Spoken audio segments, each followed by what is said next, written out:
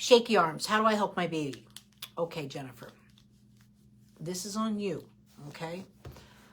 First of all, you have a right to be concerned for your child. I know the chances are, especially if they didn't have birth trauma, doctors are just not looking for early signs of complications. They just aren't. They need X marks a spot. Well, the X marks a spot on anything to do with shaky arms is going to be an EEG. Erin is correct. And Erin knows this from personal experience. Her daughter happened to be having seizures for months undetected. And she'd been, from 8 months, we have it documented. We've been complaining about development to 14 months when it full on, it hit the fan. So please, please, please, if you have concerns about your child, same thing with my child. My child, again, got very, and I'm not saying the bad things are going to happen to your child. That's not what I'm here for. But I'm also not here to sugarcoat things. When you have a concern, you need answers. The only way that you're going to rule out anything to do with that is an EEG. I highly recommend, unfortunately, a 24-hour, because you want to see where the brain ebbs and flows.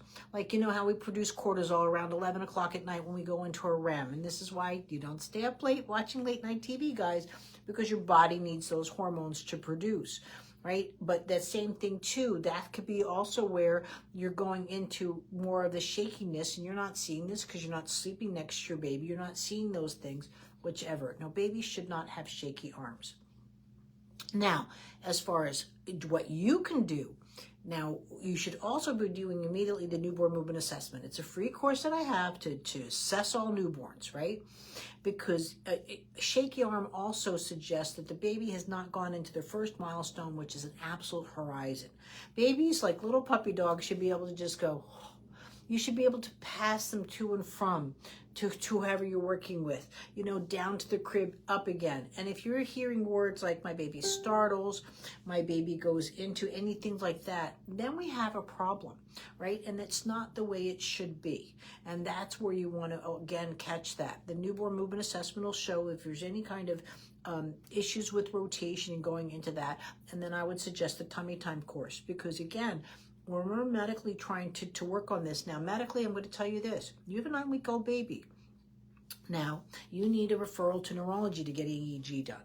And if your pediatrician's not up to it and so forth, then I don't know what your insurance is like. It might be something that you've got to call literally the office manager at the neurologist appointment. And I'm sorry if you have to go, boo-hoo, my baby.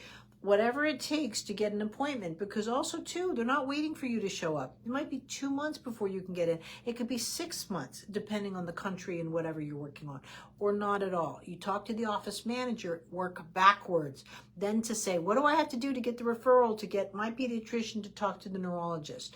That kind of thing. Most pediatricians do not send babies up to neurology unless there's birth trauma, dimorphic features, meaning the baby looks abnormal or so forth, or is acting abnormal. They can't send a baby usually up the chain without on a hunch. And it's just not the way that they work. They work differently than the way we work. We think we need answers, and your child should be available to go to any specialist like that tomorrow. And being a new mom, I'm just kind of bringing you into what it's like to be in the system, to be in that community. And if you have to speak to not the front desk, but the office manager, and you say words like, my baby's going backwards, not progressing, things like that, even if they're little fibs, you know what I mean? But if that's what you have to do to get your baby seen, and just say, hey, listen, I'm at home. I can be there in 10 minutes. You've got a cancellation, let me know. If any of you ever think that you need to see a specialist, make the appointment. It might be 2 months out. It might be 6 months out. At that time, that if you don't need it anymore, you can always cancel the appointment. But to rule out shakiness, it has to be done through medical. And the only way you can do it is through an EEG. And what happens when those shakes happen, and then they're also watching the brain waves to see if they correlate. It could be another thing that has nothing to do with the neurology of the brain, but that's the only way you can rule it out. Thanks. Hi, Emma.